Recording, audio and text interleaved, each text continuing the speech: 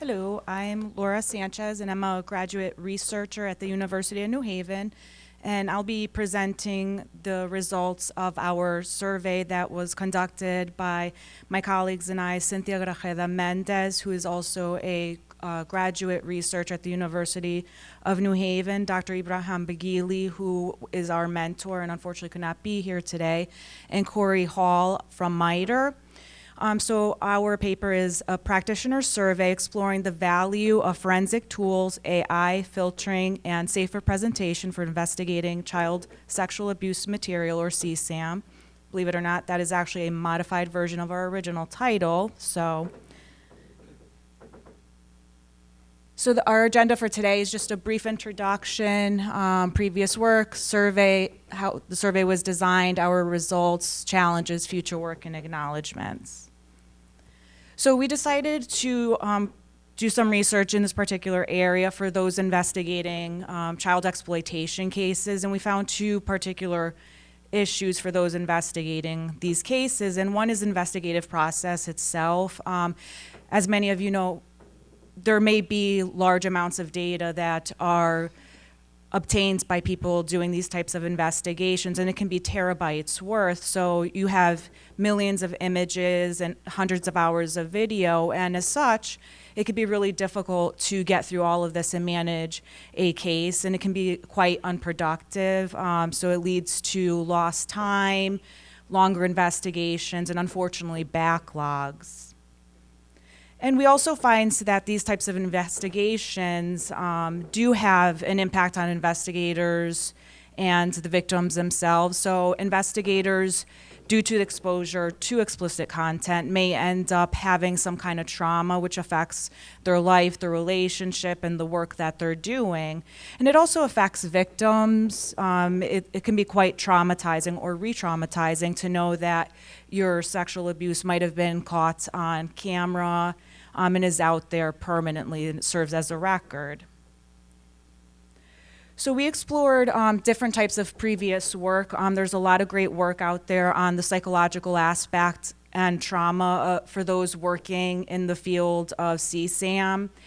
We also looked at the current tools, techniques, and automation that is out there that is currently in use by several different types of investigators.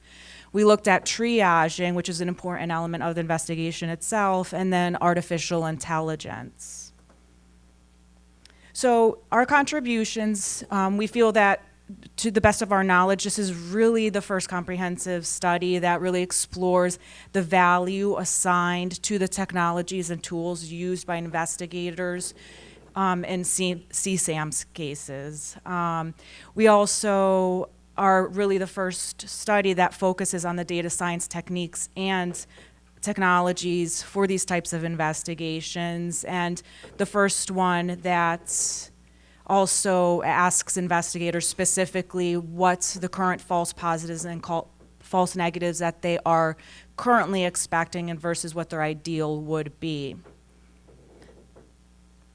So, as I mentioned before, our motivation was really to tackle the two problems that are encountered by people in these types of investigations. So we really wanted to improve workflow to allow investigations to go by more quickly and to help out the investigators and the victims themselves. So shorten the amount of time that you might spend on an investigation, as well as exposure to the type of material that you're looking at. Our questions did focus on the tools and technologies used in this type of investigation, and we really focused on asking practitioners of these investigations what they feel about it, what kind of value they assign to them. And as you can see there, we have several different questions, and it really depended on what we were asking them, the style that we chose. So our questions were divided up accordingly, so into demographics. We focused on the processing and detection of tools themselves, and then really focused on the technology offered by the tools, asking people what was available to them, what they were utilizing, and how they really felt about it. And then we were interested in the current workflow that they're implementing at their organization and what they would actually like to see. And we also presented them a proposal for workflow.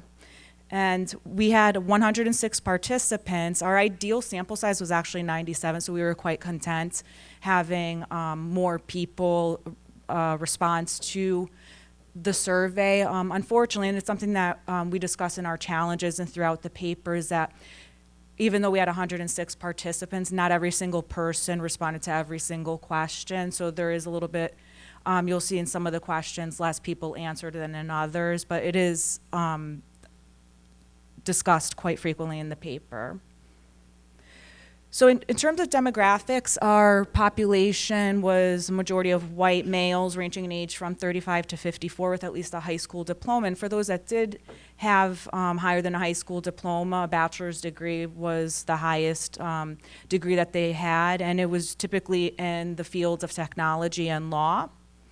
And we also asked people what they felt they were most competent in. And unsurprisingly, we found that 99% of the respondents felt that they were much more comfortable in digital forensics, even though not many people had had a degree in digital forensics. And we also found that 41% were not competent in data science, which we found interesting given the amount of data that people are coming into contact with. And we found it interesting because we feel that on some level, if you're coming in with so much contact, with so much data, you should be a little bit comfortable, especially because we feel like having that comfort level will allow you to identify certain problems with the tools and technologies that you're using. It might provide a way to be able to address that. And then we also found that 69% have received formal training for investigating CSAM's cases, and most of those trainings were from government-funded projects. So we have a lot of people who had received training at ICAC, the National White Collar Crime Center, as well as the National Center for Missing and Exploited Children.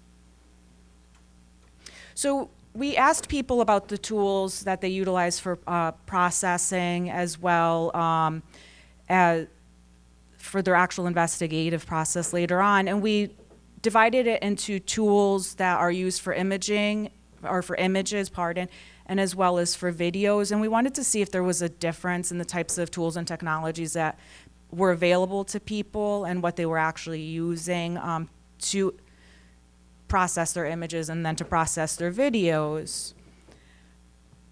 And unsurprisingly, it does appear that for both processing images and videos, that's commercial tools are the most utilized. So among those were Celebrite, Magnet Forensics, and the Forensic Toolkit. We also asked about their limitations, and many people felt that the limitations were generally feature and capability related. So there was a lack of filtering, safe viewing, carving, photo enhancement, and photo grouping, which was actually something that people were very much interested in having. In terms of detection, we specifically focused on certain things that are currently out there. So we wanted to know if people were utilizing ICOP or ICAC, the Yahoo Not Safe for Work, both or neither. And as you can see, 50% of the respondents had identified ICOP as something that they had utilized and continue to utilize, whereas only 2.56% of the respondents had said that they had used the tool provided by Yahoo, while a majority also said that they had used neither of them. So when asked about the benefits, several respondents said that it was quick, and in addition, they said for those that did utilize a hashed database, that's one of the reasons why they found it to be so quick. On the other hand, though, they also said that that was a limitation because you could only identify known or hashed content. So while it provided a way to quickly identify images, it was limited in that it could only identify known images. In terms of implementation and use, we asked about the following technologies that were implemented in image and video processing tools. So these are what we consider the filtering technologies. And so as you can see here, skin tone detection, face detection are amongst those that are implemented the most in both image and video processing tools. And in addition, we asked people if they're actually using these technologies. Just because it's available to you doesn't necessarily mean that you're using it. So we were interested in seeing if people were actually using them. And it appears that's when it is available, people are using them. So again, skin tone detection and face detection are among the highest ones to be used. We also focused on asking investigators about the value that they assign to the filtering technologies, and as we suspected, filtering technologies have a higher value than what we call safe viewing technologies, which consist of things like least explicit frame, neural net detection tag presentation, selective body part viewing, nudity blocker, and face presentation.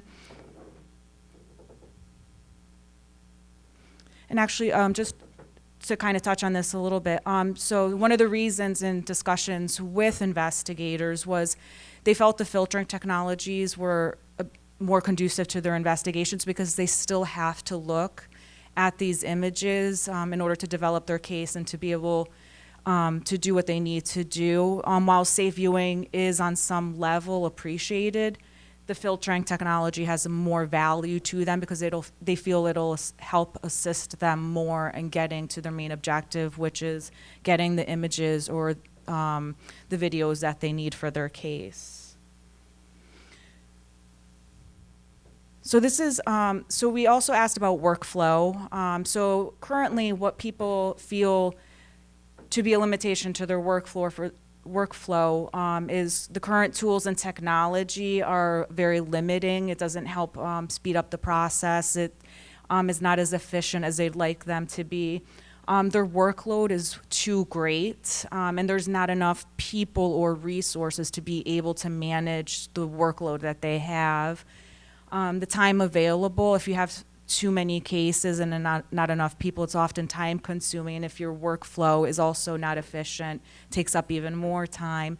And then again, resources, so that's money, equipment, staff, and then participant suggestions included, again, having more resources, so for better tools and technology, adding a CSAM hash database that's accessible to investigators to also share newly discovered CSAM content. So making it easier for people to share this and to do it in a legal fashion. And then more training for management and the implementation of policies and standards for current workflows. So this is the workflow that had been presented to the respondents, and it was developed by MITRE. So we had rapid acquisition, multimedia file extraction and analysis, automated leads presentation, and safer presentation of explicit material.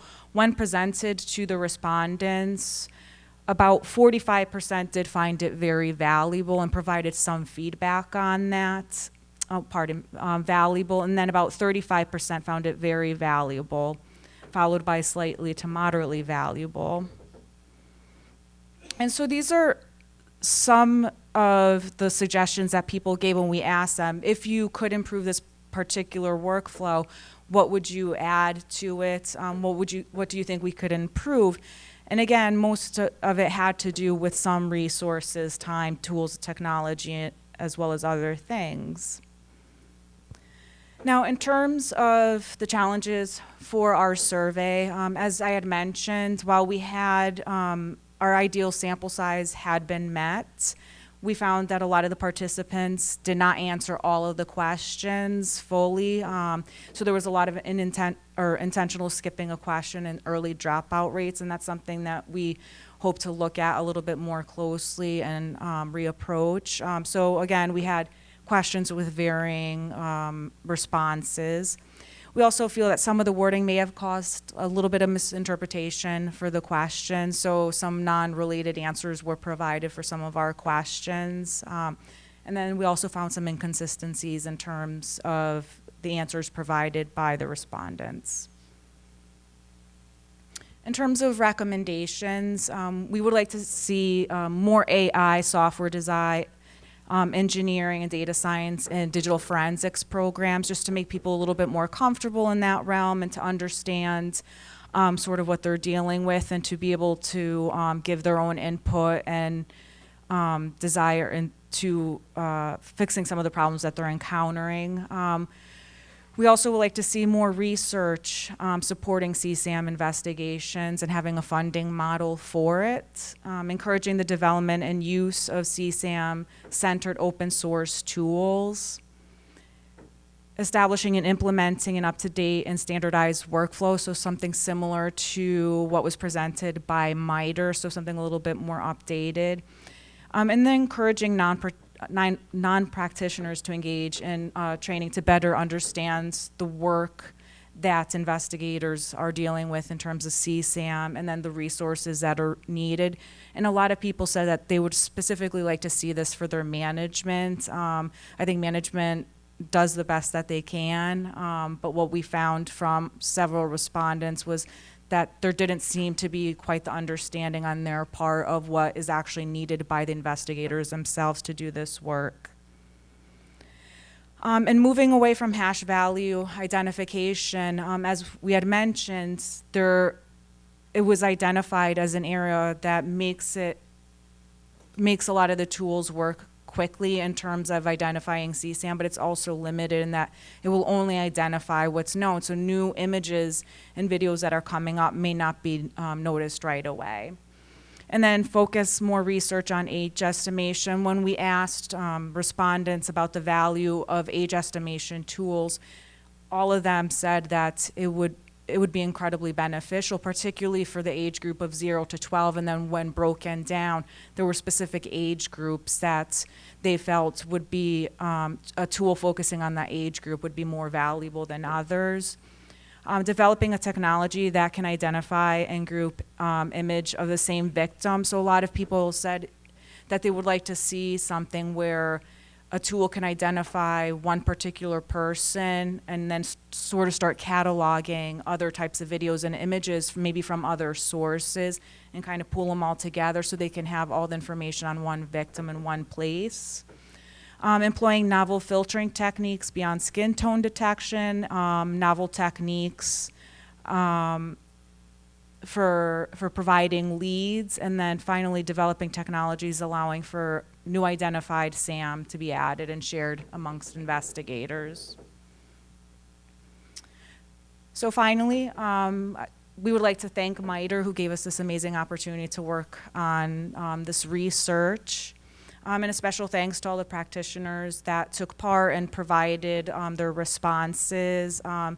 And our friend Ahmed Al-Shwan, who really dedicated his time and effort in helping design this survey, to UNH students who assisted in the testing phase, and then to DFRWS, who really made it possible to be here. So thank you.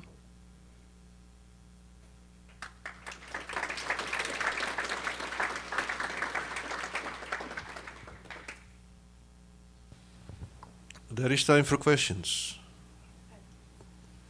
Thank you. I'm very interested in this because obviously this is a huge problem. CSAM investigations are one of the most prevalent types of investigation types, so whatever we can do is great in understanding the use case. I'm curious as to if your survey or your responses included any information about the difference in the time of using different techniques, such as skin filtering and hash searches up front are not very time intensive, so they do allow a lot of the computational stuff done quickly, and the examiner can go in.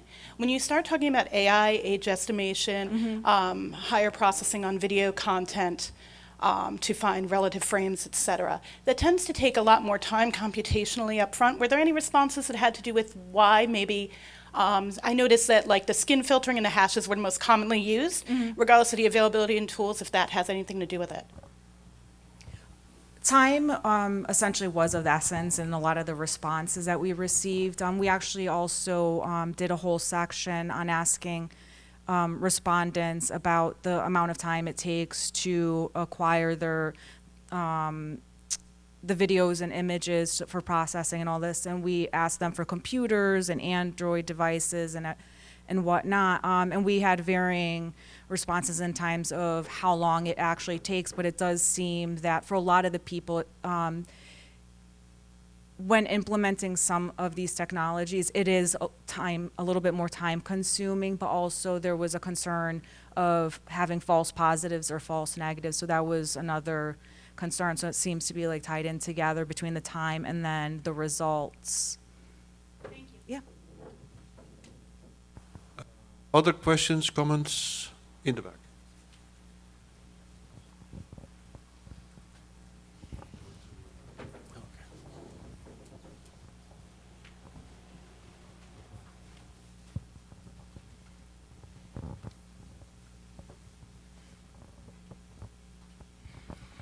I wanted to provide a comment on some of your survey.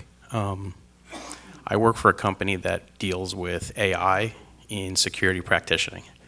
And what we see with a lot of our customers, our CISOs and folks, is that the term data science scares people. Oh, yeah.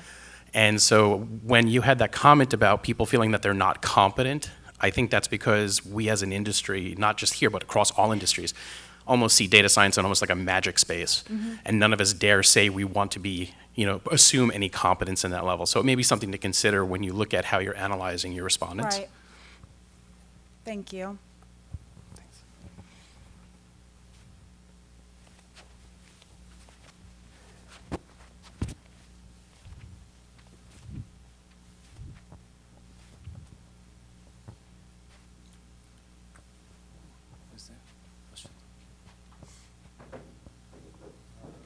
Any other questions, comments?